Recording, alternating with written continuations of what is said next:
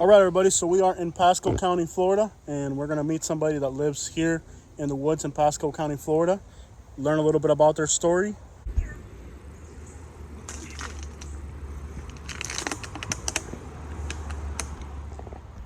A lot of mosquitoes out here. Wow.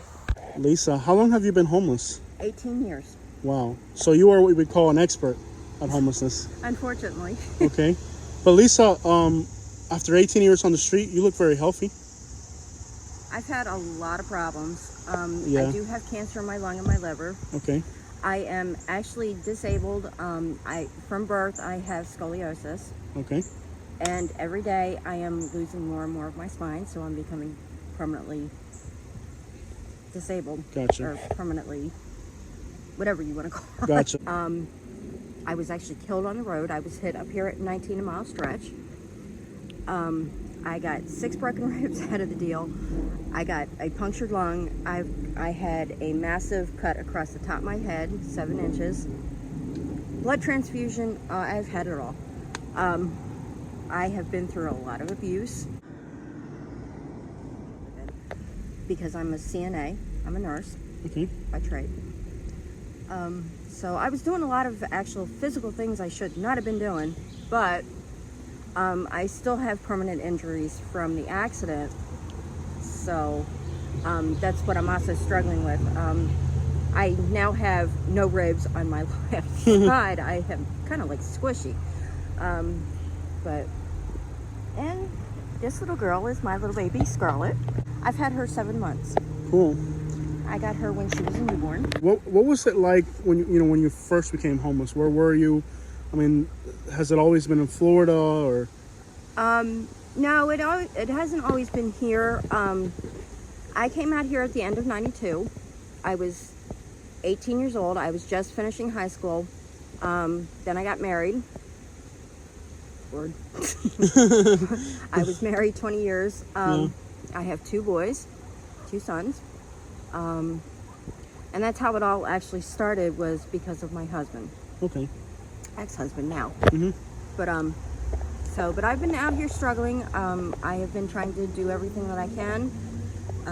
I've been trying to find a job, but there's no resources out here, unfortunately. Yeah. Now, since they passed that homeless bill, it's kind of getting tough. Scary, actually. Yes, it is. Because I mean, they're practically going to be able to arrest you.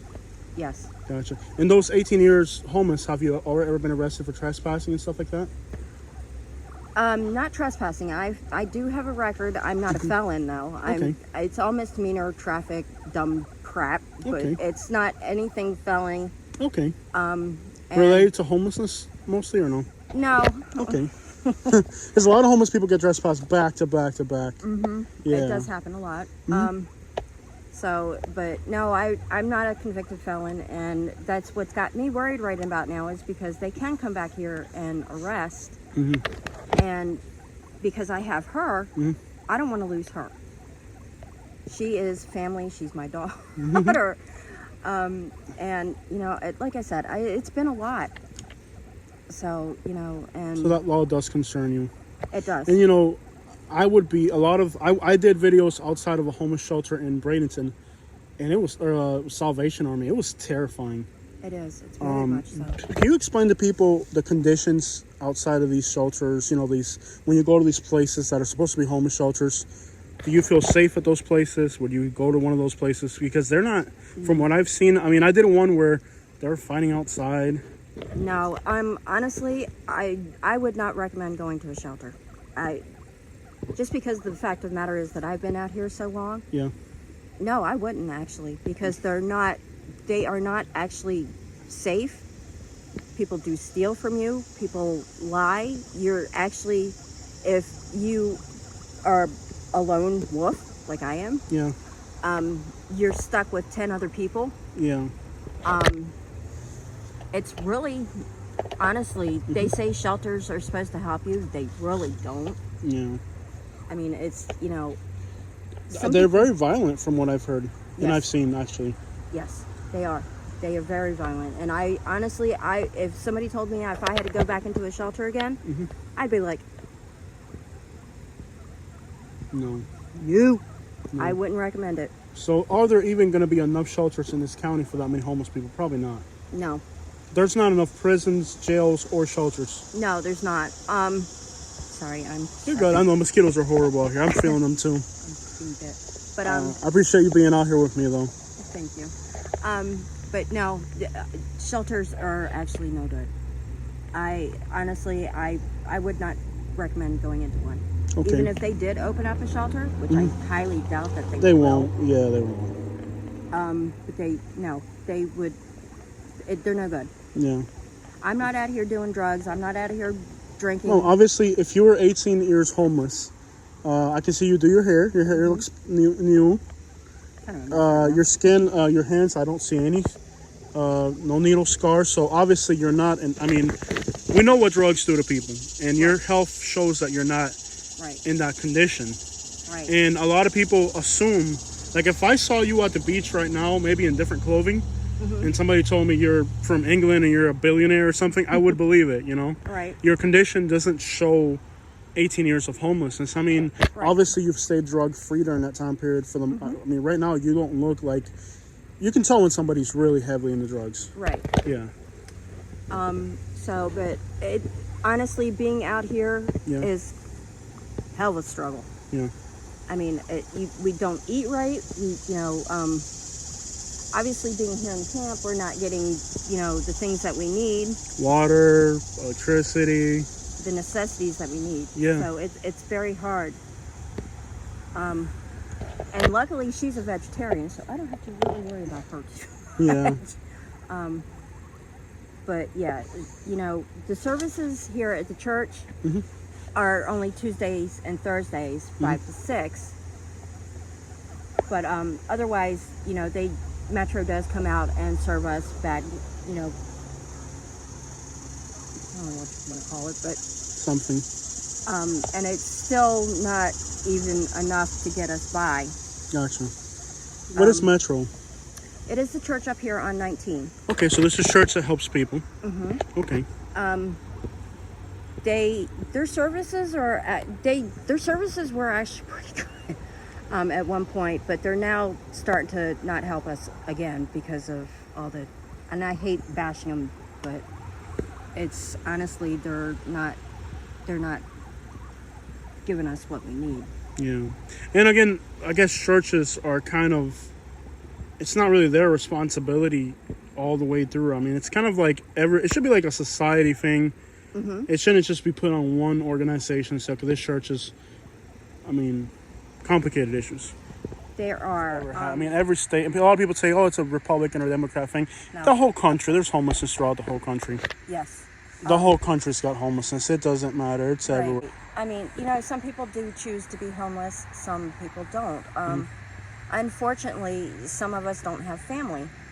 If we do have family, they don't want to help us. Yeah. We're like, well, you can go out and do whatever the hell you want to. Yeah. No, it's not quite that easy. It is a struggle out here. People die out here. Yeah, I mean, that's one thing I've talked to people that I met earlier today that brought me to here. Chain of command from one person to the next, trying to figure out, who I can interview and stuff like that. Told me that recently there's been a lot of people dying. I'm gonna guess most of it is either car accidents or overdoses. Yes. I mean, people don't really realize how. Like, I've interviewed probably 100 homeless people, and I think 3 or 4 of them have already died in the last year. Right. So the death rate for homeless people, I think it's probably in a 1-year period, might be 1 out of 30 die. Yeah. And not a lot of people don't realize that probably if there's 30 homeless people here, by the end of the year, at least one of them will be dead. More than one of them. More than one in this area. It's bad. Like I said, when I got into my accident, I was up on 19-mile stretch. Yeah. And I didn't see the guy hit me.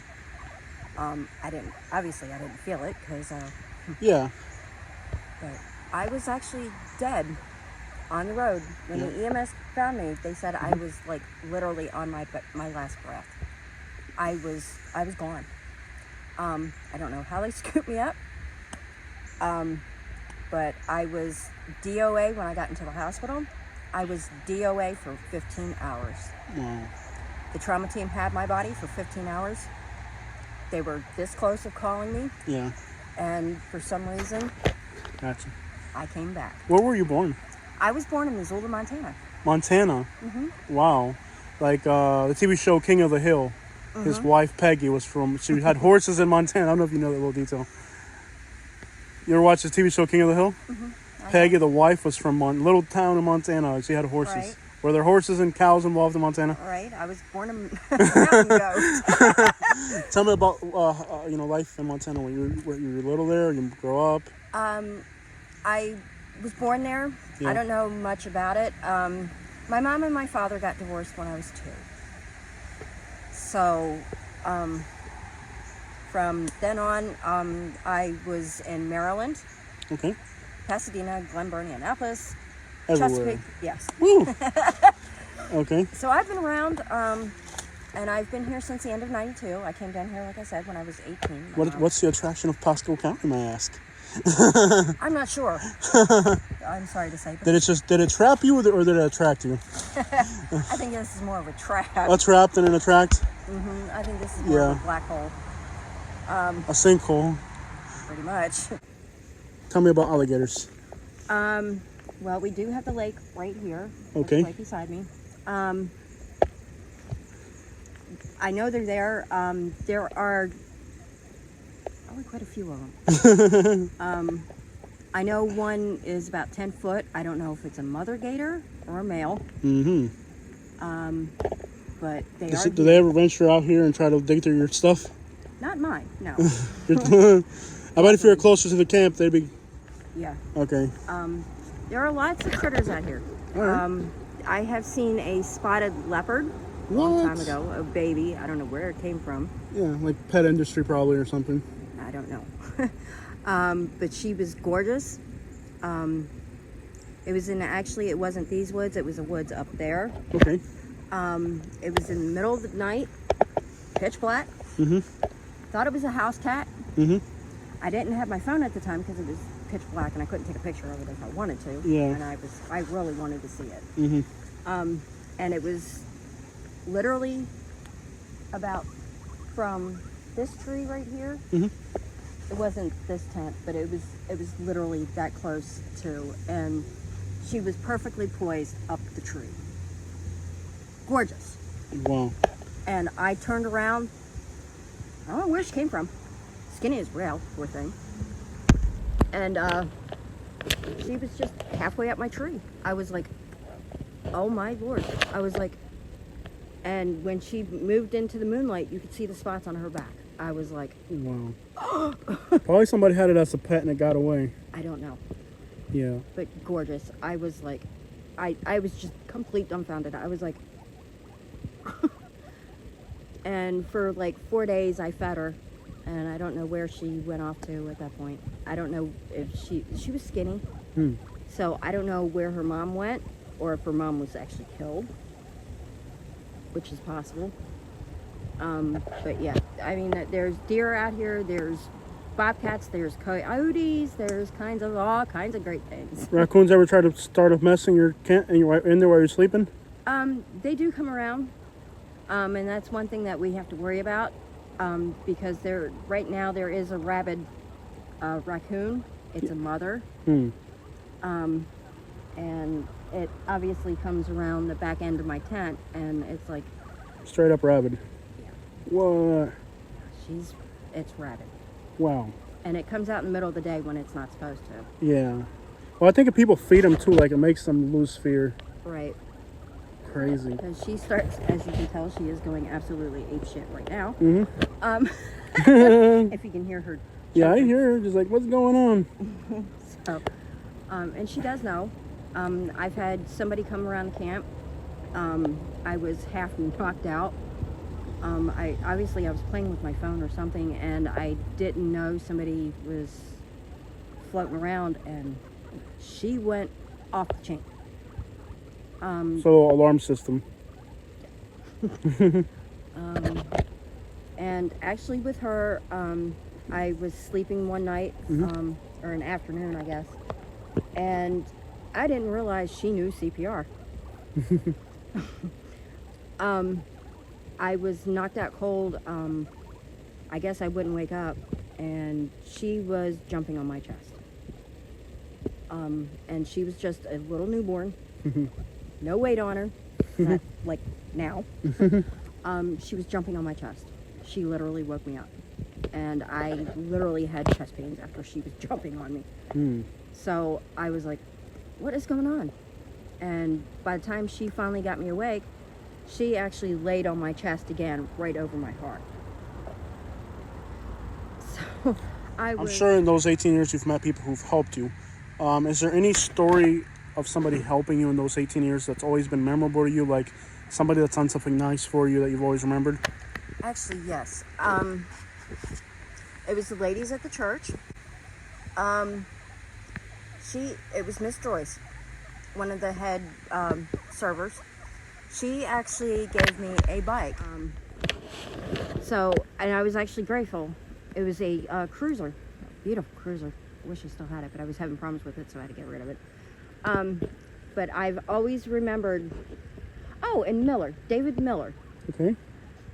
He was another server that I've known forever. Don't know where he took off to. Haven't seen him forever. But yeah, there's quite a few people that I have actually met that are really nice from the church, and I am really grateful to know them. Gotcha. Now, I know when I came up, you're like, oh no, don't show the mess. But I see water bottles, okay? Right. And I know it's not nice to have a mess, but you're drinking water. Right. A lot of the homeless people, when I show up, I don't see bottles, I see needles and stuff like that. So homelessness isn't pretty. Can you explain, like, if you were, let's say, if you tried to get rid of your garbage, you couldn't really take it behind a business. No. They wouldn't let you. No. Right. So explain like those little struggles, like if you have garbage, getting rid of it, or the struggle of bringing water back here. Just tell me a little bit so people who've never experienced homelessness understand just like how complicated, because people think it's easy to be homeless. Tell people exactly how hard it is to be out here. It is not easy at all, and it's not a game, and it's not a joke. Like people seem to think it is. Yeah, people think it's easy. No, it's not. The survival out here is not surviving.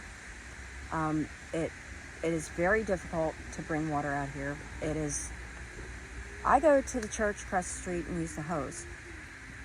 Obviously, because I have to bring in water for her. But it is not. It's not a game, and it's not a joke. People are like, "Well, you'll do anything because you're homeless." No. A lot of churches have even started putting locks on their water hoses in some places. Correct. In Bradenton, where I live, that's the case. Correct.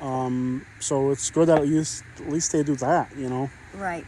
That's because people are going up to the churches, misusing their property. And unfortunately, they go hang around when they're not supposed to. Yeah. I mean, really, it's a place of worship for the community. Yes. So there's supposed to be a level of respect and dignity. So if your church becomes, and we all know like the problems people have on the streets, so they're not really going there for any type of respectful. They're involved in their street activities, which many times contradict what the religions teach. So it makes sense that just for dignity's sake, I mean, it's a fine line between helping and respect as well, Now the church is having problems because people have been going obviously up there late at night, hanging around, doing their drugs, and they might leave. Imagine if on a Sunday morning, whatever, it could be a church, it could be whatever you call it, a temple, whatever religious association you go to. You go there on a Sunday with your kids and there's needles at the doorsteps. That would kind of make them say, hey, we want to help, but... Yeah, if people are going up there disrespecting, then they're going to shut us down. Yeah. And it's like, come on. There's people that need them. Yeah. Like I said, they serve 2 days a week. Yeah. We can't afford to lose their service. Yeah.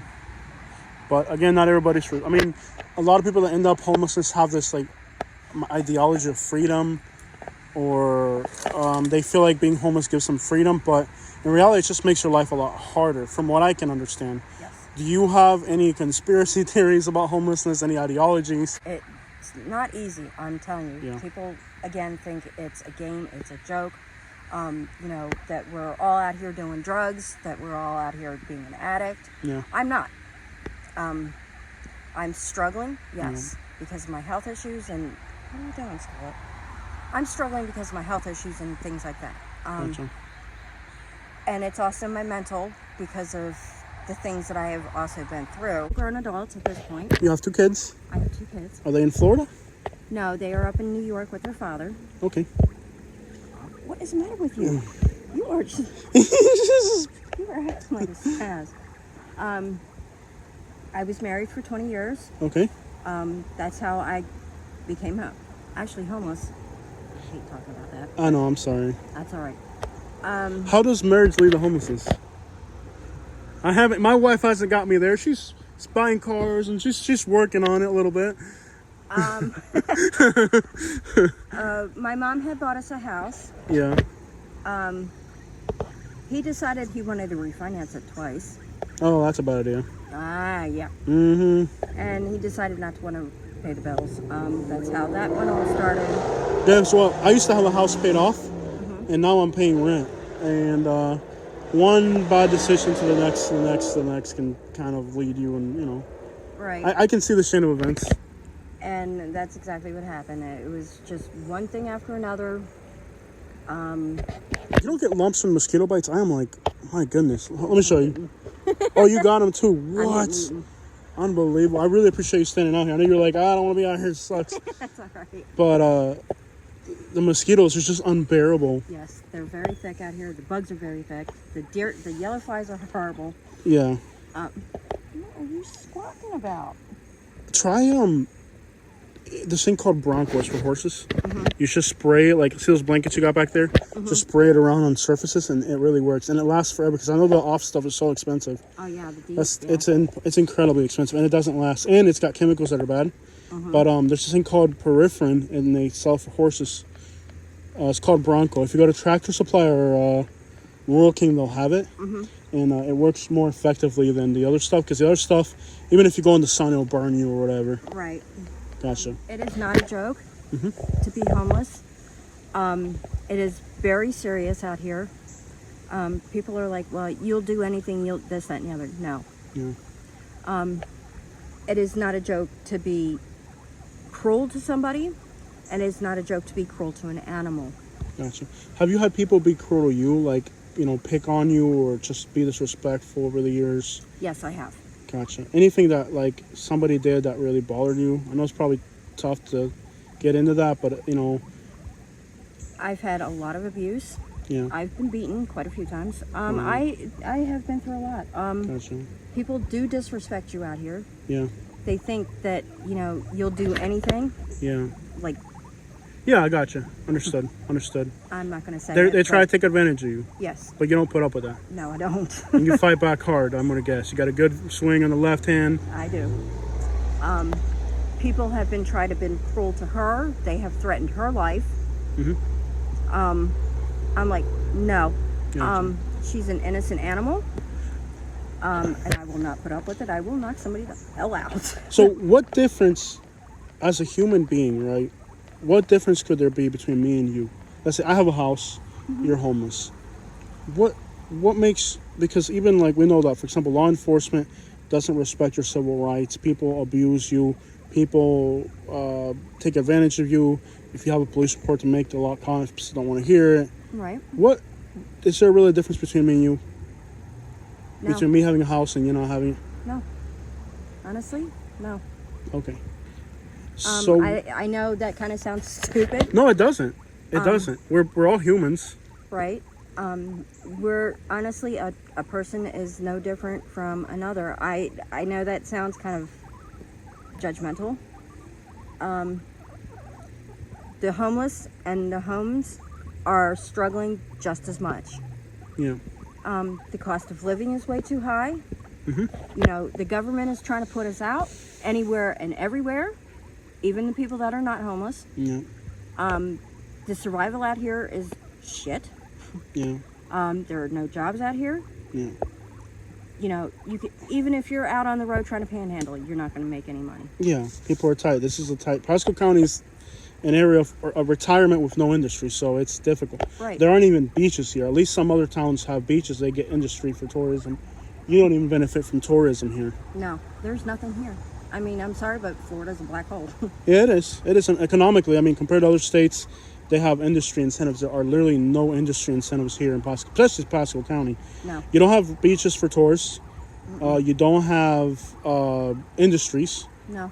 All you have, there's a little bit of healthcare. That's it. If that. If that. If that anymore, because it's just not here. Gotcha. People can't get their food stamps because it's all been, again, outsourced somewhere. And it's like, people are dying out here because we cannot survive. Yeah. It's just not out here. In your 18 years of homelessness, you've encountered probably people who end up in these camps because they're elderly, because they have an accident. There are people, probably, unfortunately, a large percentage is lifestyle choices. But can you tell me some of the circumstances that lead people that are normal to homelessness, that are not exactly addicts? We're talking people that have an incident, accidents, things that you have seen where people ended up homeless and perhaps they thought they would never be them. Like me. Yeah. I never thought I would be homeless, but yeah. Guess where I'm at. Yeah. The accidents do happen. Yeah. Our next 5 minutes are not guaranteed, Yeah. unfortunately. They, you never know when you're going to lose your life. Yeah. And people are like, well, we don't have any sympathy for you. Yeah. Well, like I said, things happen very quickly. Sometimes you don't intend to be homeless. Other times it just falls right flat on your head. Yep. You can't run from it sometimes. And it's the hardest thing to get the hell out of. All right. And the last question, I'll keep it simple. What are the little things that bring you happiness? Her, Cool. actually. Okay. A little companion. Okay. It is great to have her.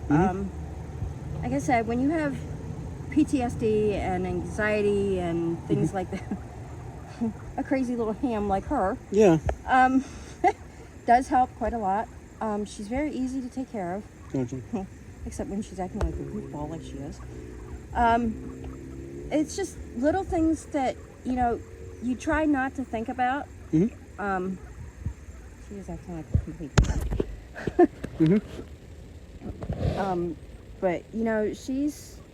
an animal sometimes does help, but you got to be very careful with them. Actually, when she's acting like a ham like she is. Yeah. The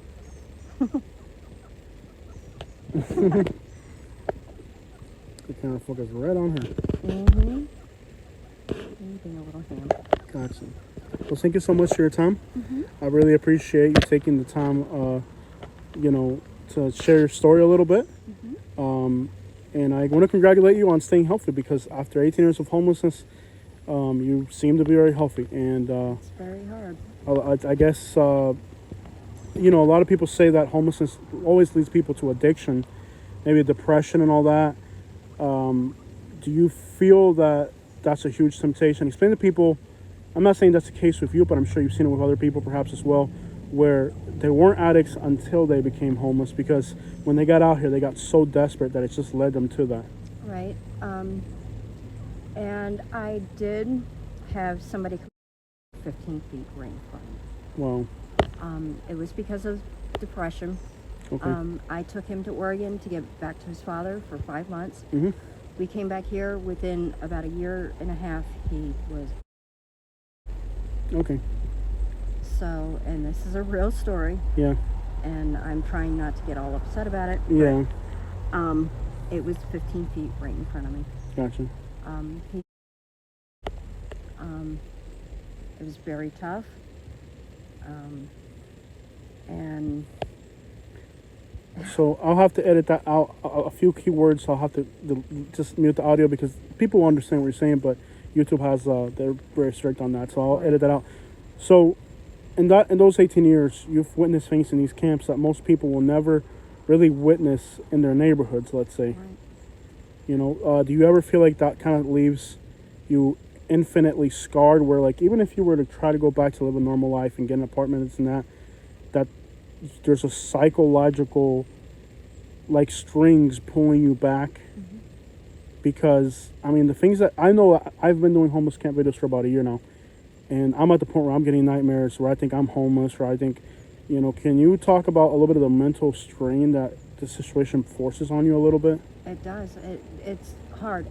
When it keeps coming back up on you Yeah, constantly because of, it's ingrained in your mind. yeah, And it's very hard. You can't, once it happens, once you see it, yeah, you don't ever forget it. yeah, I still, unfortunately, I still see hmm images of him, yeah, and it's very hard. He's been gone now 5 years, and I still see it. yeah. I hear a lot of the homeless people that I interview tell me that they have to talk to other people that are homeless, just as like a community counseling, because mental health, even being out here for a year or 6 months, it's enough to leave some type of mental trauma. What are you doing, little hand? It does. It really does. It's horrible. Yeah, I mean, you could be the sanest person in the world, yeah. but as Oh, soon you're as gonna see stuff out here. I mean, I haven't lived it, but I've done my videos, and I'm at the point now where I'm going to seek mental therapy soon, because some of the things that I've seen out in these homeless camps have started to wear away my mind, and now I'm having nightmares thinking that I'm homeless, or it really, people don't really realize the cruelty of living in this situation. correct. Now the Supreme Court passed a new law, not a new law, but the Supreme Court is going to allow municipalities to make people, like what Florida's doing right now, the Supreme Court's going to allow states and cities and municipalities to do that. So, but because they say it's not cruel and unjust. But I think anybody who says that hasn't really experienced homelessness to understand the cruelty that it is. It is. The Constitution says cruel and unjust punishment, right? Do you believe that living homeless is cruel? Yes, I think it's very cruel. I do too. I haven't lived it. I've just seen it, and I am literally traumatized from seeing it. Yeah.